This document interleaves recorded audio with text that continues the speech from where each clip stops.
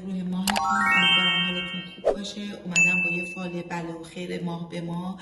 لطفا ما رو حمایت کنین، کامنت بذارین تا انرژی خوبتون رو دریافت کنم. به نیابت فروردین ماهیای عزیزم، نیتتون بله است تا 3 وعده دیگه. به نیابت اردیبهشت ماهیای عزیزم، نیتتون 100% به بله است تا 2 وعده دیگه. به نیابت خرداد ماهیای عزیزم،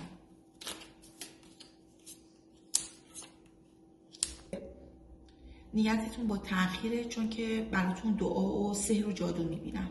نیابت تیر ماهیای عزیزم، نیتتون نه چون که طلسم و جادو دارین. به نیابت مرداد ماهیای عزیزم،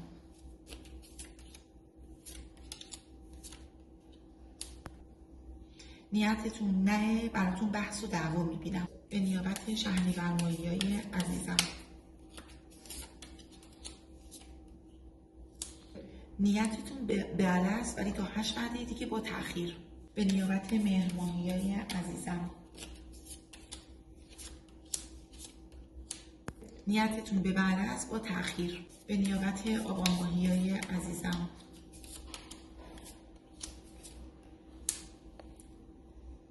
نیتتون 100% به بله است. نیابت آذر ماهیای عزیزم، بله تا 3 وعده دیگه.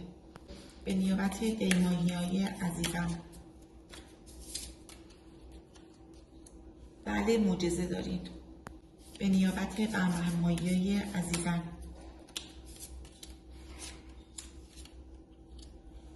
بله خوشحالی براتون میبینم. به نیابت اسفند ماهیای عزیزم، بله خوشحالی براتون میبینم.